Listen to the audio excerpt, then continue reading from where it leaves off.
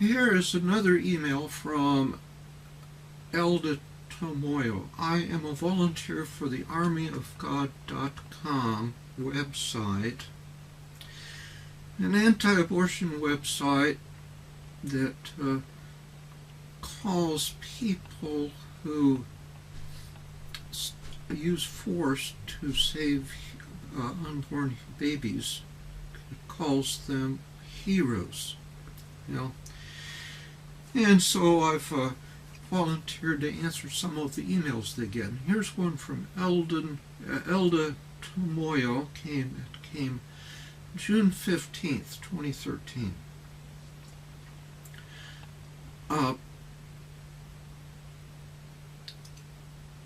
Elda starts off, why should abortionists be jailed? Now, I got into the conversation a little bit late, and Don Spitz, the web host, answered him, abortionists should be jailed because they murder unborn babies. Here's an example. And I presume that he, at this point, inserted a picture of an unborn, aborted baby. Very bloody pictures. Elda wrote back, so when a woman is raped, you expect her to give birth to a child she doesn't want? Also meaning the child's father would be a rapist? Besides, the world is already too overpopulated, and we don't need more babies. Don Spitz wrote back to him and says, you support murdering helpless children. You are no better than those who do the murdering. So Elda wrote back to Don Spitz and said, Brother Don Spitz, firstly, they are not children. They are fetuses who are unable to feel any pain and don't matter to the world. Secondly, you have not answered my question. If a woman is raped and becomes impregnated with an unwanted fetus, or in your case, child, would you be against the woman aborting the unwanted parasite? Or are you happy for that woman's life to become ruined because of a rapist?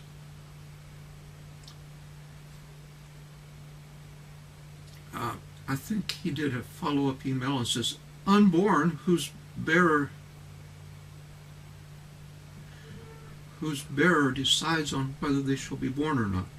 Clearly, a little sentence fragment in there. Not sure how that should read. And then he goes on, clearly you approve of rape more than you consider a woman's well-being, which is rich, calling yourself pro-life if you are against the lives of women.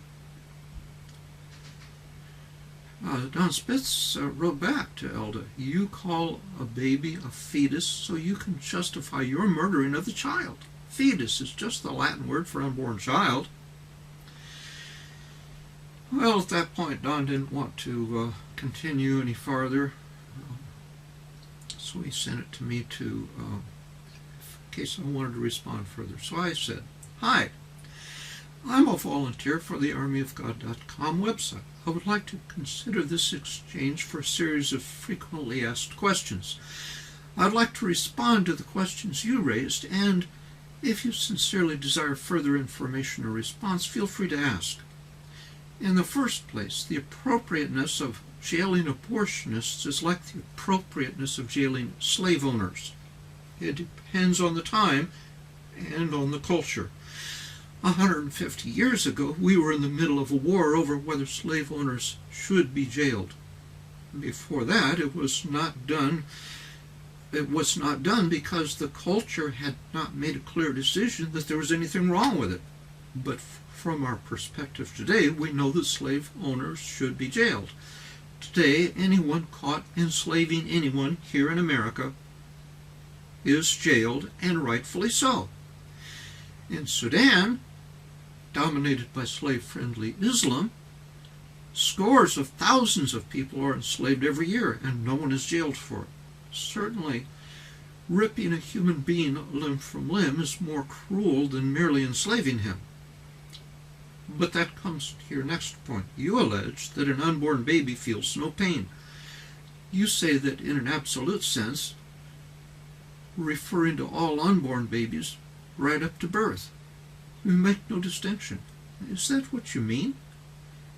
You are aware of course, aren't you, of a few states who have passed fetal pain laws prohibiting abortion after 12 or however many weeks, when scientists have proved the unborn can feel pain? Do you question that research? And before that time, do you really think a being who can feel pain, measurably so at so many weeks, can't feel it at that number of weeks, -1? You speak of aborting a baby conceived through rape. Doesn't the whole issue rest on whether an unborn baby is a human being? Can we agree that is the fundamental issue? Federal Law 18 U.S.C. 1841d says it is. What do you say? If a baby of a human is a human, then doesn't a human's right to life trump another human's preference or convenience? If I find your existence inconvenient, should American law authorize me to kill you? Rebecca Kiesling is a pro-life attorney who was conceived through rape. She calls her ministry, which is besides her law practice, Conceived in Rape Awareness. If I remember right, that's what she calls it. Now you should ask her about whether her mother should have aborted her. I think she will answer you, and I think her answer will be interesting. I would appreciate it if you would let me know what she says and any comments you have about it. Obviously, this all depends on whether a baby is human, with a God-given, according to the Declaration of Independence and according to the Bible, and a constitutionally protected right to life. If not, then of course abortion of anyone for any reason is not a moral issue. If so, then abortion of anyone for almost any reason is murder. In other words, in either case, whether a baby is conceived in rape or under normal circumstances is irrelevant, isn't it? If a baby is human, its conception through rape does not lessen the charge of murder for killing it. If a baby is not, it may be killed without the need of an excuse like rape. So the fact that you raise the issue of abortion, and you say even in the case of rape, implies you recognize humanity in a baby. But if you do, what is your reasoning for thinking a mother's response to the terrible crime of rape ought to be to commit the more horrible crime of murder? I credit you with asking sensible questions. Let me know if this seems a sensible enough answer. Well, Elda wrote back. He said, I have an aunt that was named Elda, but I haven't heard that name in 60 years. I'm not really sure. Is Elda a man's name or a woman's name? Anyway, Elda wrote back, let me put this as simple as possible. An unborn child who is unwanted by the bearer due to rape or a rash decision is nothing more than a parasite. Not a baby or a child, a parasite. Your God does not decide who becomes pregnant and expects them to give birth. The bearer does. In other words, the mother. Abortion is not and never will be a crime because medical institutes recognize it as a truly valid procedure because the woman decides whether the fetus becomes their child, as she has her own life to deal with. Murder is an extremely wrong term for abortions because a fetus is null compared to official life who have progressed in their lives. Being in the womb, the fetus, if unwanted, is as useful as a piece of life-draining meat. It's disgusting that you actually believe that rape can be justified over abortion. Rape in this situation involves a helpless woman having her body taken advantage of just for a man's sexual pleasure, leaving the woman violated and her life corrupted. And then, if she does give birth like you expect her to, She will then go through the excruciating pain of delivering the baby, which she has never asked for because of some dirty rapist sticking his filthy thing into her. Plus, that baby will have a mother who has been violated and a father who may not even be with the mother because he is nothing more than a piece of dirt. And as for this Rebecca Kriesling, she may have been able to reach out for a good life, but she is not the one who should be asked about abortion. Her mother should be. This person was simply lucky to have made the most of her, somewhat wasteful though, but she would have never existed in the first place if her mother decided to abort her. And in response to you comparing the slave trade to abortions, the slaves were forced to work day in and day out with no proper care and no proper food. A fetus doesn't get any of that hard rubbish because it hasn't yet developed the ability to think and feel pain. Even if it did feel pain, that's nothing compared to the pain the woman having her vagina violated from penetration and then having her vagina stretched, which even you should know is incredibly painful, for the baby to come out.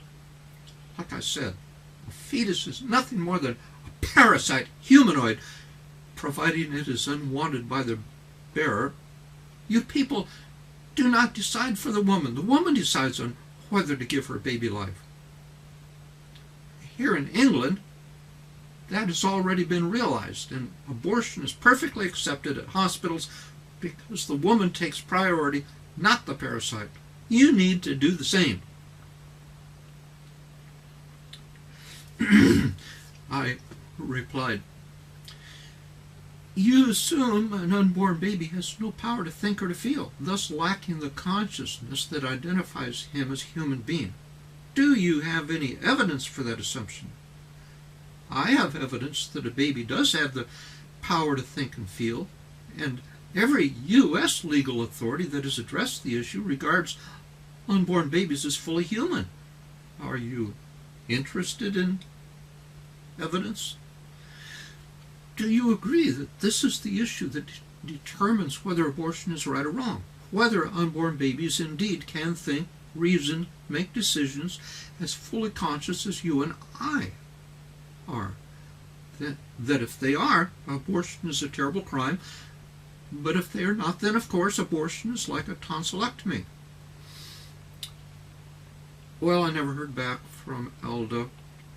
That was the second time I asked him that question. He didn't answer. Do you agree? I mean, sure, if it's not a human, if it's a parasite, well, go ahead and kill it, but if it's a human, and by the way, is being a human, whether you're human, dependent on whether you're wanted?